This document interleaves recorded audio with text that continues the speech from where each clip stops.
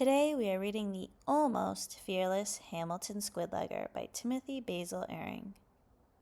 After the video, stay tuned for reading questions and activity ideas, and visit laurenmartinbooks.com for daily preschool learning activities.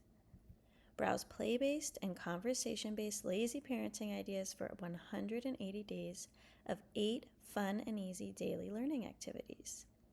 And download printable, no-prep worksheets to teach every single kindergarten readiness skill in minutes a day.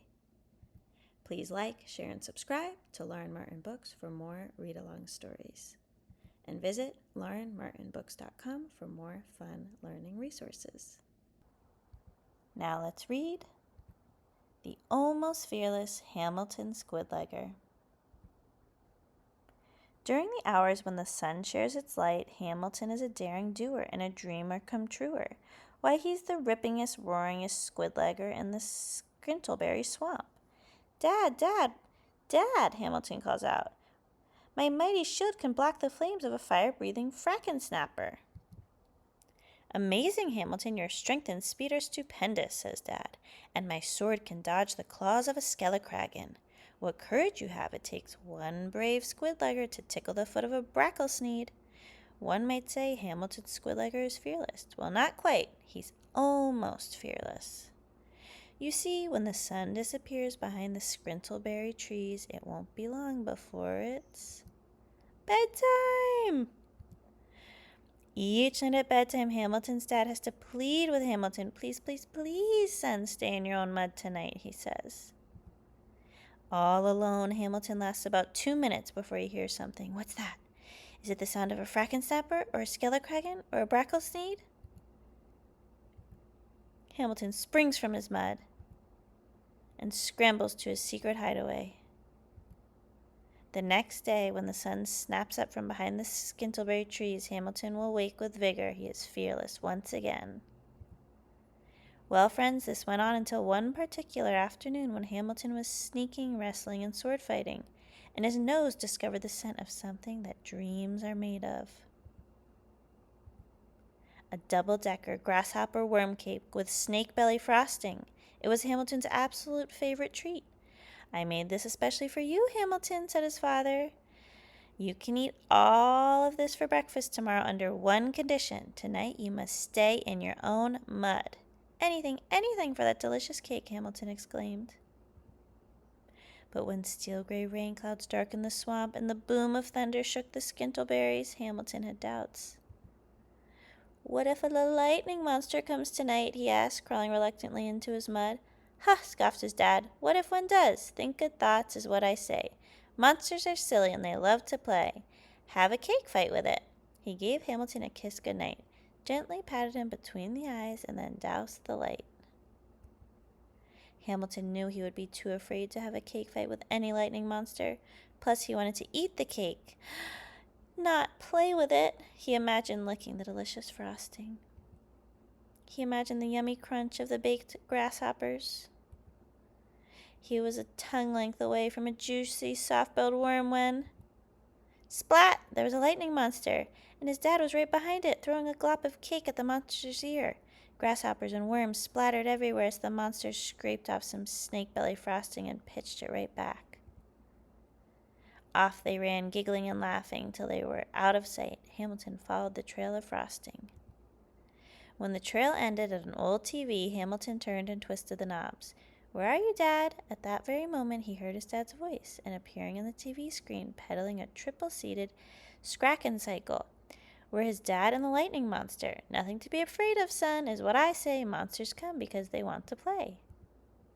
Then the TV shook wildly as though it were alive, and out from the top, bottom, and sides of Bracklesneed's tentacles appeared and grew bigger and bigger. What's more, the TV was squirting and spraying hundreds of gallons of pink lemonade everywhere. Soon the entire place was flooded. Luckily, Hamilton was able to climb aboard a passing ship, but unluckily, the Bracklesneed wanted to board the ship too. The ship's bow heaved in the huge pink waves, tossing Hamilton through the air and right down through a hatch into the galley, where a striped bass stood calmly at a stove, humming sea shanties and cooking pancakes.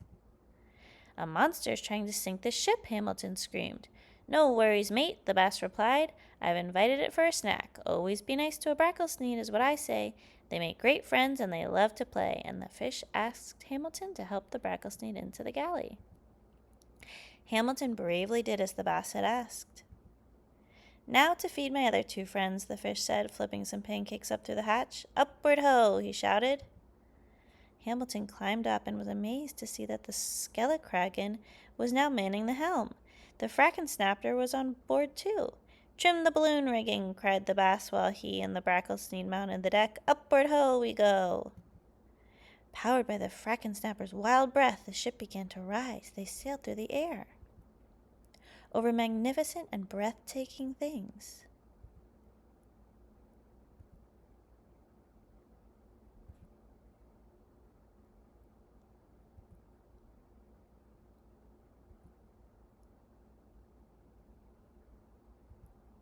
But Hamilton missed his dad. He borrowed a spotting scope and looked far and wide, following a rainbow all the way down to where its arc began. Hamilton saw something that made his eyes widen with joy. "Dad!" cried Hamilton. "Dad! Dad!" Who should be on that cloud but his beloved dad and the lightning monster? The ship raced down the arc and everyone was thrilled to be reunited. A celebration ensued, and oh my, could those Squidleggers dance! The friends played and sang together until the sun began to slip down behind the horizon. Hamilton climbed back up to the poop deck and gazed out. He knew he needed to tell the others before it got too late. "It's bedtime," Hamilton proclaimed. All the friends cheered with joy. They hurried off to brush their teeth and wash their faces, hands, claws, and tentacles so that they could listen to Hamilton's dad read them a book before they all went to sleep in their very own cabins. And that was the moment when the almost fearless Hamilton Squidlegger became totally fearless. The end.